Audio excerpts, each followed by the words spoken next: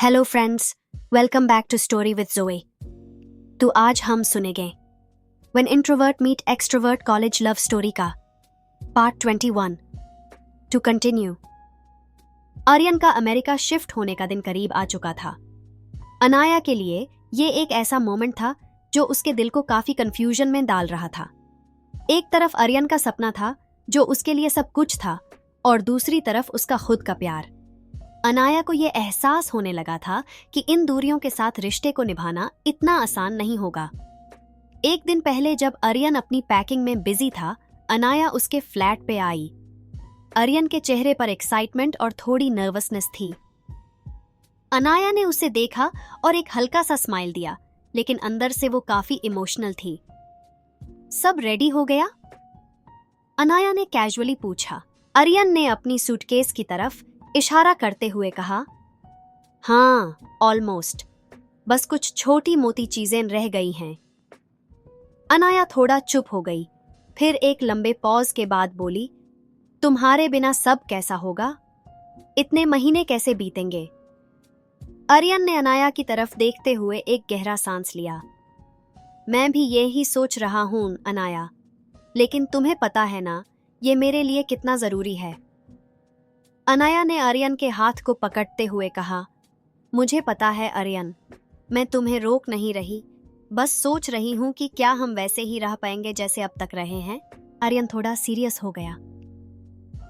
हम दोनों स्ट्रांग हैं अनाया, हमें बस अपने रिश्ते पे भरोसा रखना होगा। लॉन्ग डिस्टेंस टफ होता है, लेकिन मैं जानता हूं कि हम मैनेज कर लेंगे।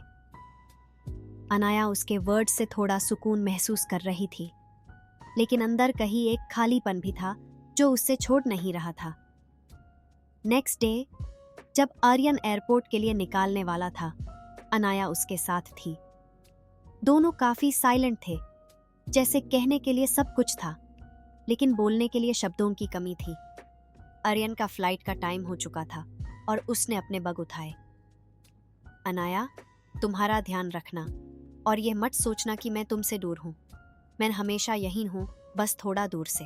अनाया के आंखों में आंसू आ गए, लेकिन उसने अपने इमोशंस को कंट्रोल किया। तुम भी अपना ख्याल रखना आर्यन, और जब भी टाइम मिले मुझे कॉल करना। आर्यन ने अनाया को गले लगाया और फिर बिना पीछे देखे टर्मिनल की तरफ बढ़ गया। अनाया वहां खड़ी थी, उसे दूर जाते देख रही थी और उसका दिल पिघलता जा रहा था।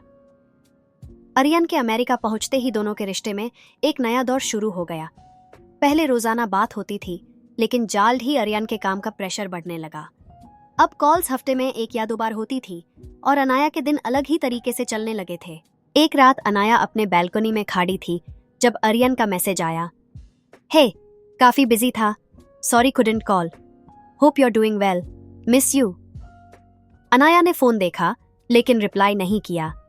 अब ये मैसेजेस फॉर्मल लगने लगे थे, जैसे इमोशंस सिर्फ एक रूटीन बन गए हो। अनाया के मन में एक अजीब सी फीलिंग थी कि शायद उनका प्यार वक्त के साथ हल्का पड़ता जा रहा है। एक शाम अनाया अपनी दोस्त नैरा के साथ बैठी थी।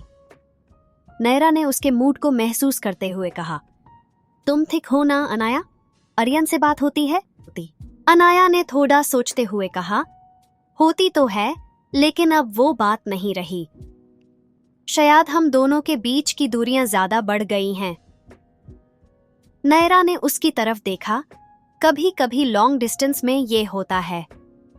शायद तुम दोनों को एक दूसरे से वक्त चाहिए, या फिर तुम्हें थोड़ा एफर्ट डालना होगा अपने रिश्ते को रिवाइव करने के लिए। अनाया ने थोड़ी देर चुप रहकर कहा, शायद तुम सही कह रही हो। मुझे आर्यन से बात करनी होगी, लेकिन मैं कैसे शुरू करूं?